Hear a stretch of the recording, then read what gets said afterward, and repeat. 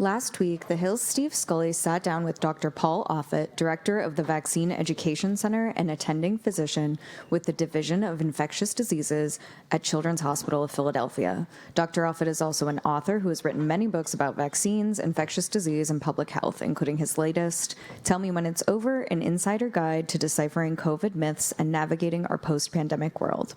Have a listen.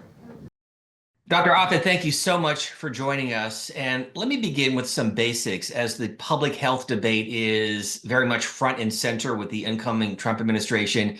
You literally wrote the book when it came to vaccines.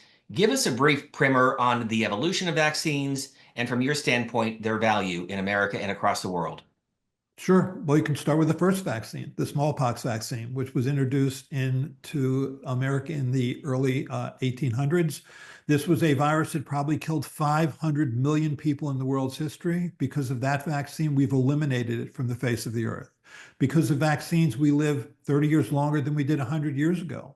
Children no longer have to be paralyzed by polio. At the time that my parents were born in the 1920s, diphtheria was a routine killer of teenagers. Pertussis, or whooping cough, would kill 8,000 to 9,000 children a year. Bacteria like Haemophilus influenza B, or pneumococcus, or meningococcus were routine causes of meningitis. When I trained in pediatrics in the late 1970s, I would do 3 spinal taps a night when I was on call in the emergency department. Now, most pediatricians don't know how to do spinal taps because we've so dramatically reduced the incidence of meningitis. Vaccines have been probably the biggest public health achievement in our lifetime. And yet, as you know, part of the debate, including autism and other conditions as a result of vaccines, can you clear up the myth versus the facts when it comes to autism in particular? Sure. So I was actually on the advisory committee for immunization practices between 1998 and 2004 when a lot of this sort of came to the fore. Initially, the notion, which was brought up by a now discredited researcher in the United Kingdom named Andrew Wakefield, was that the combination measles, mumps, rubella, or MMR vaccine caused autism. And it's perfectly reasonable to ask the question. From the parent's standpoint, my child was fine, then they got a vaccine, now they're not fine. Could the vaccine have done it? That's a scientific question that can be answered in a scientific venue and has been answered again and again. There's been more than a dozen studies done in 7 countries on 3 continents involving thousands of children showing you were at no greater risk of getting autism if you got the MMR vaccine or if you didn't. Then the hypothesis shifted to thimerosal, this ethyl mercury containing preservative in vaccines. That's what caused autism. Again, study after study showed you were no more likely to develop autism if you'd gotten vaccines that contain that preservative, or if you've gotten the same vaccines that didn't contain that preservative. So again, we keep beating back this notion that vaccines cause autism, and it's really a shame. I think for parents of children with autism, they've watched the anti-vaccine movement basically take that story hostage, much to the harm, I think, of children with autism. There was recently a study published in the Journal of the American Medical Association finding that children with autism are less likely to be vaccinated than others who don't have autism of the same age, and that their younger siblings who are healthy are also less likely to be vaccinated. So we've unnecessarily scared parents to put their children in harm's way. So as a doctor, as a public health expert, let me ask you about the COVID-19 vaccine, which I realize has been an evolving vaccine over the years because the virus has changed from 2019 to where we are in 2025.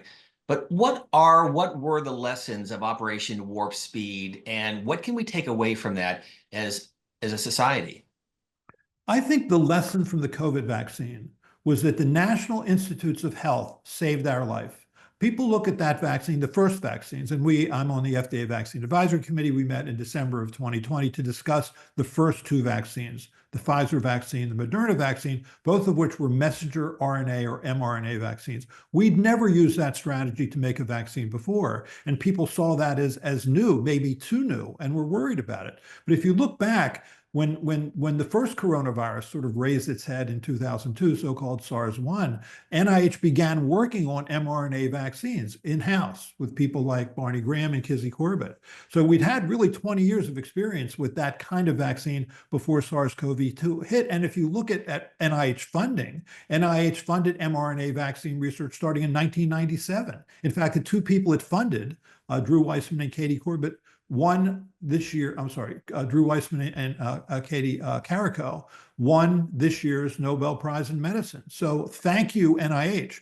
Operation Warp Speed was more of a production issue, meaning being $11 billion bet on 6 companies to win one race, and it really dramatically speeded the production process. So both of those things, I think NIH research and the Operation Warp Speed certainly saved our lives.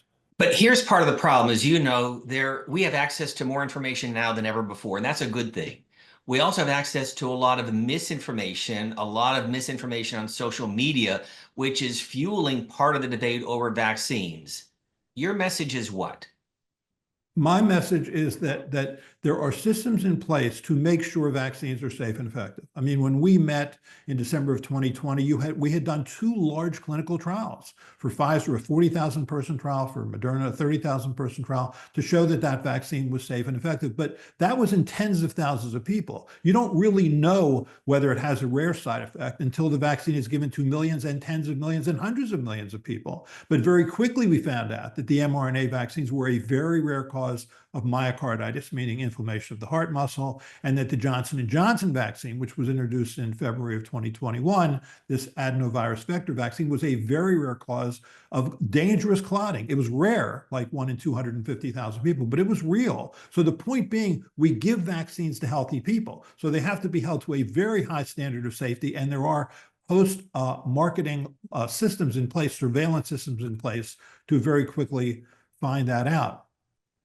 We're in Washington, D.C., and of course, dealing with this on a national level. You are in Philadelphia. You are dealing with this on a national level, but there are also some local solutions as well. And I'm wondering if you can just spend a moment to talk about what's happening on the local level, and does that vary from one part of the country to another? No, I think that's a great question. I think the statement that all politics is local can be applied to public health. I think all public health is also local. So, for example, in Philadelphia, there was an African-American surgeon at Temple who took it upon herself to form something called the Black Doctors COVID Consortium. And she and her friends and colleagues went into North Philadelphia, a primarily Black and brown community, and ultimately sat in people's living rooms and provided them with something they didn't have, which is a doctor they could talk to again and again and again. And with that, she was able to immunize 50,000 people in a community that was to some extent reticent about getting vaccines and getting tested. So I think that's an example of a local hero. And I just wish there were 10,000 Ayla Stanfords throughout the country. Well, Dr. Offit, let me take that a step further, because we have been reading and seeing, and I've been watching firsthand in a number of these marginalized communities, there seems to be more distrust towards vaccines. Is that a fair assessment? I think that understates it. I think that understates it. I think that what's happened during the pandemic is the opposite of what I would have imagined would have happened.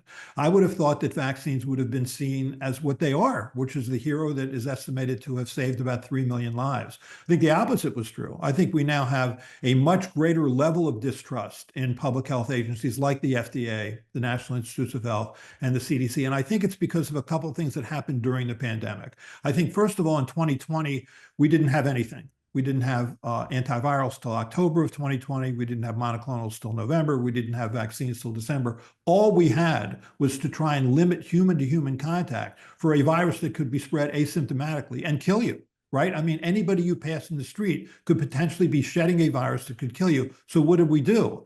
We shuttered schools, we closed businesses, we restricted travel, we isolated, quarantined, masked, and I think we basically shut this country down. And people saw that, I think, as massive government overreach. Then the following year, 2021, when we had a vaccine by December of 2020, we mandated vaccines. And so you couldn't really go to your favorite bar or restaurant or sporting event or place of worship unless you showed your vaccine card. And that too was seen as massive government overreach. But, from the standpoint of public health people, you were 12 times more likely to be hospitalized, 12 times more likely to die if you didn't get vaccinated than if you got vaccinated. And our hospitals were overwhelmed. I mean, help us out. Please get a vaccine. And I think that also was seen as government overreach. Plus, we didn't get everything right. I mean, this was a novel virus. We learned as we went, and there were some things that we had said initially that ended up not being true. And I think that also helped perpetuate the distrust. Well, you answered part of this just a moment ago, but when it came to basically shutting down offices and schools and places of worship during the onset of COVID-19, was that overreaction or was that the right approach when it comes to public health, not knowing when or where we would get the vaccine back in March of 2020? Right. I think initially it was the right approach because if you looked at what happened during that year, every year, typically in our hospital, Children's Hospital of Philadelphia, by October, November, December, we are overwhelmed with influenza virus. We are overwhelmed with respiratory syncytial virus. Children come into our hospital are hospitalized or in the intensive care unit and occasionally die. We saw none of that. We saw not a single case of influenza or respiratory syncytial virus. We basically stopped the spread of respiratory viruses. So you can imagine how much worse COVID would have been. So I think initially it was the right thing to do. I do think we shuttered schools for too long. I think we shuttered businesses for too long. But I think the initial reaction was the right one. I'm going to get to the political debate in just a moment, but when it comes to vaccines, your message to parents, especially parents of infants and young children, when it comes to vaccines, your message is what? To get them. Your job as a parent is to put your child in the safest position possible. And that's what vaccines do. They provide that safety. And I think that, I mean, my children, not surprisingly, were both fully vaccinated. They're older now. I now have two grandchildren, both of whom are fully vaccinated. And, when we vaccinate them, you never think they're going to get that disease. It's too horrible to think. But if you really want to pay attention to how important this is, just pay attention to some of these parent advocacy groups like Families Fighting Flu or Meningitis Angels or the National Meningitis Association. All those parents tell the same story. They've had a child who suffered or died from a vaccine preventable disease, and they all say the same thing. I can't believe this happened to me until it happens to them. So to not get a vaccine is to play a game of Russian roulette that maybe has 200,000 empty chambers, but it's not a game worth playing. And so for the purposes of this conversation, I'm going to make you Senator Paul Offit. You're a public health expert, you're an author, you're a pediatrician. But if you were to ask questions to the incoming nominee for Health and Human Services, Robert F. Kennedy Jr., what questions would you ask him? I'd ask him the following questions.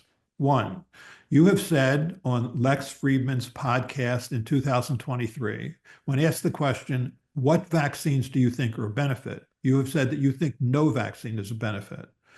Do you still think that's true? And if you think no vaccine is a benefit, will you in any way alter the CDC's immunization schedule? Or said another way, if you had young children today, would you vaccinate them?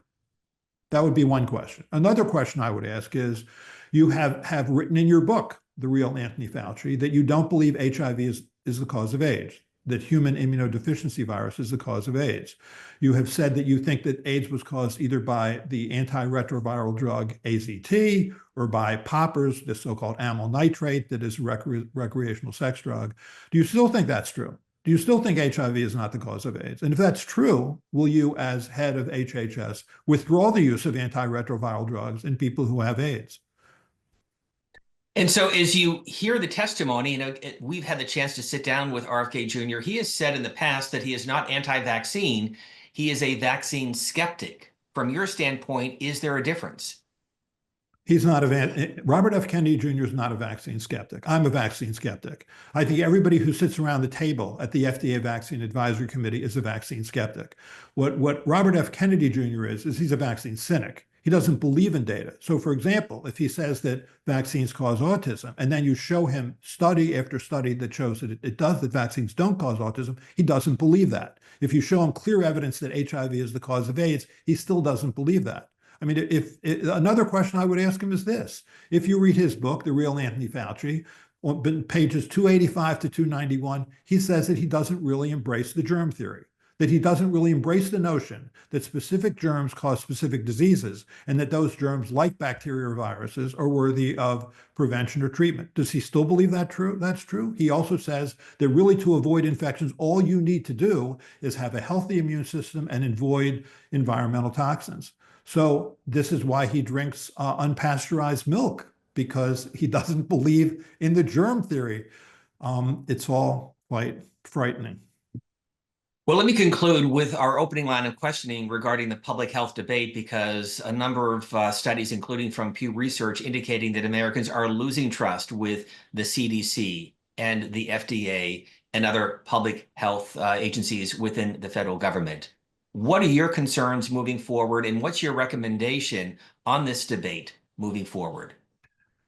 I think that this erosion of trust in vaccines is already having an effect. The Centers for Disease Control recently published a study in Morbidity and Mortality Weekly Report, their journal, showing that the percentage of parents who are choosing to exempt their children from vaccines is the highest it's ever been. It was like over 3.3%. That there were some jurisdictions where it was more than 5% of parents who had made that choice. And they said accurately in that report that we're losing herd immunity. And there's evidence for that. Last year, we had 5,000 cases of whooping cough. This year, we have 32,000. Last year, we had 3 outbreaks of measles that accounted for about 59 cases. This year, we've had 16 outbreaks of measles that accounted for more than 280 cases. Get to a couple thousand cases of measles, and we will once again see children die of measles in this country. I think that my plea to parents is, please consider that vaccines are probably the most important thing we do, because the problem, as you noted earlier, I think that the internet is a source of excellent information and also awful information that can cause you to make bad decisions for yourself and your family and put yourself and your family in harm's way. And we just have to keep fighting the good fight to get good information out there amidst this flood of misinformation. Dr. Offit, for the research, literally writing the book on vaccines, and the work you're doing as a pediatrician, joining us from Philadelphia, we appreciate your time today. Thank you so much. Thank you.